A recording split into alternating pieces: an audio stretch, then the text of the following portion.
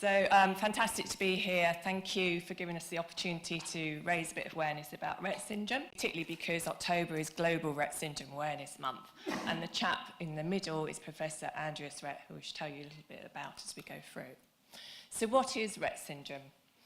It's a rare neurological disorder which mainly affects females, and the incident rate is around 1 in 10,000. Very few males, around 1 in 40,000 males, and I'll explain a little bit more about that, why that is. It's present from conception, and it usually remains undetected until major aggression occurs around the age of a year or 18 months.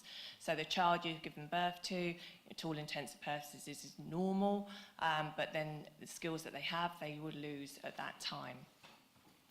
They become very socially withdrawn and often referred to as being autistic at that point. It is genetic, but it's largely not inherited. So 99% of the time, it's a new mutation that starts with that child and one sperm that mutates.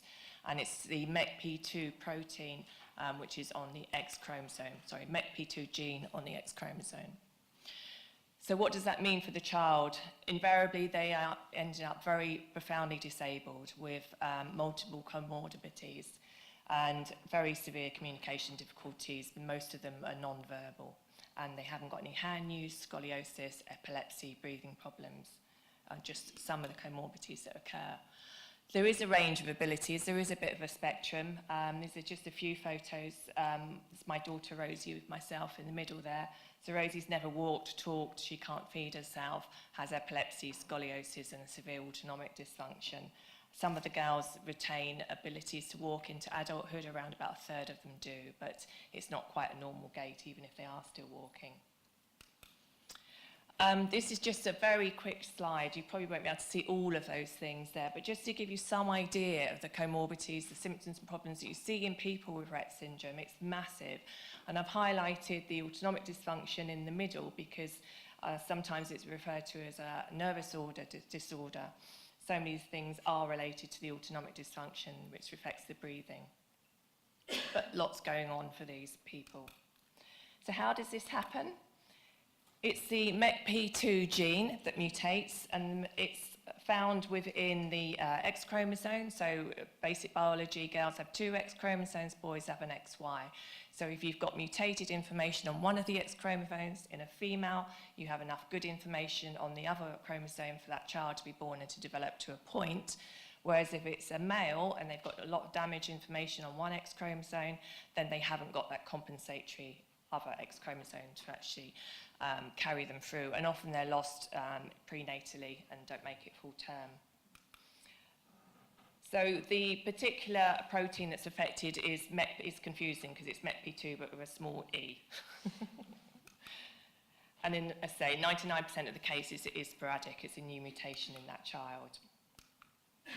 So quick snapshot of a timeline, and thinking back to the SMA talk, actually there's similarities there in the way things have progressed. So the gentleman you saw in the picture, Dr. Andreas Rett, is where the name Rett syndrome came from. And in 1966, he wrote his first paper, quickly followed by Professor Hagberg in Sweden, who wrote a paper describing similar aspects of the disorder. And he suggested it should be called after Andreas Rett at that point. In 1985, Yvonne Milne, a parent of someone with Rett syndrome, started the UK Rett Syndrome Association. And Professor Rett actually came over and spoke at that. That's the logo from the original. We're now obviously known as Rett UK. Big breakthrough in 1999, Dr. Huda Zogby actually found the gene that causes Rett syndrome, so the MECP2 gene was identified. And that quickly led to a surge in the research and interest in research. And the chap you can see in the picture on the bottom there is Dr. Adrian Bird, who works at Edinburgh University. And he developed the first mice models for the disorder, and huge excitement in 2007 when he actually was able to reverse Rett syndrome in lab mice. And it's now thought that possibly this could be the world's first curable neurological disorder.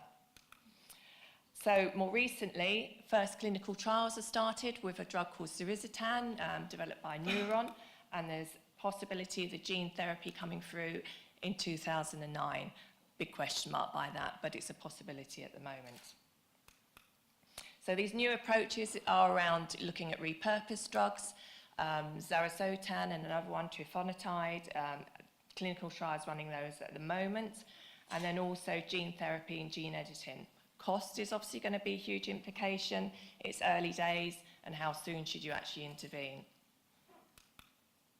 So Rett UK, this is what we do. Our purpose is to, as a national charity, we're dedicated to supporting and empowering people with Rett syndrome and their families. And our vision is that everyone with Rett syndrome is given every possible opportunity to achieve their individual potential so that they may live their life to the full.